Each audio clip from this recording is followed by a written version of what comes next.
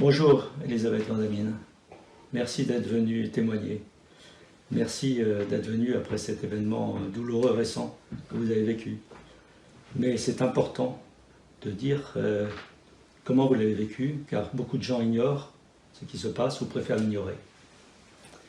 Peut-être pour commencer, vous pourriez me dire quelques mots de cet homme, Charles, que vous appelez dans votre témoignage mon bien-aimé. Eh bien, c'était mon bien-aimé, c'était l'homme que j'aimais. C'est une personne qui, toute sa vie, s'il faut la caractériser, surtout donner du sens à son dernier combat pour le droit de mourir dans la dignité, de choisir sa fin de vie. C'est donc quelqu'un qui avait bien réfléchi à ce qu'était la dignité de l'homme. Ça a été quelque chose de très important, un fil conducteur de toute sa vie. Il est tombé malade il y a combien de temps? Il avait quel âge à ce moment-là? Donc Charles est tombé malade en l'été 2018, il est mort en août 2020. De façon totalement fortuite, à l'occasion d'un examen pour son cœur, on a découvert qu'il était atteint d'un cancer du poumon qui était déjà métastasé à la plèvre. Et on a su très vite que ce cancer, on ne pourrait pas le guérir. Donc on a très vite dû faire nôtre le fait qu'il allait mourir.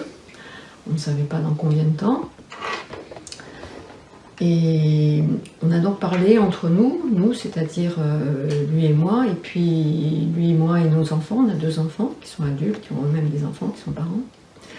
On a parlé de sa mort prochaine, et on a pu se dire ensemble de quelle façon on imaginait pouvoir l'accompagner vers ce qu'il souhaitait. Ce qu'il souhaitait, c'est quelque chose de très simple, comme je pense la plupart des Français et la plupart des gens dans le monde. C'est mourir le plus tard possible, c'est-à-dire avoir encore profité de tout ce qui lui restait à vivre le plus longtemps possible, de mourir sans souffrance, de mourir chez lui, entouré des siens, et de ne pas être une charge pour les siens, avec une agonie qui durerait trop longtemps. Il avait écrit tout cela? Alors il avait, depuis des années, lui comme moi, nous étions adhérents d'une association qui défendait le droit de mourir dans la dignité. Donc il avait rédigé ses directives anticipées.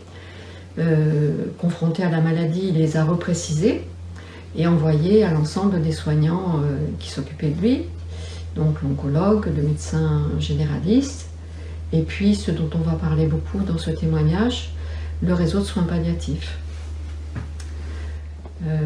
Pourquoi vous êtes adressé au réseau de soins palliatifs?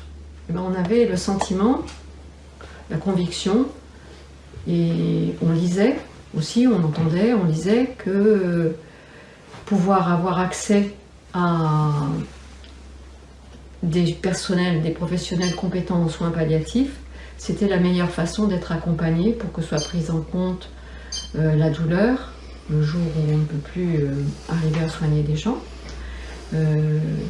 toutes les sortes de souffrances physiques et psychologiques, que la famille soit entourée.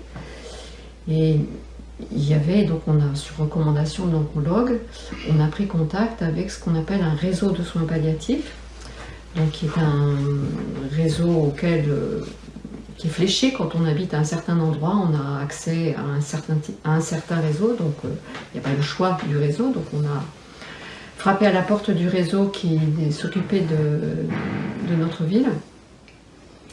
Et dans la mission du réseau, il y a effectivement accompagné et coordonné les soins des personnes en fin de vie pour leur permettre de pouvoir mourir à leur domicile en bénéficiant de toute cette attention en matière de prise en charge de la douleur, d'accompagnement de la souffrance psychologique, d'accompagnement des familles jusqu'au moment de leur décès. Donc on s'était dit qu'on était dans des bonnes mains.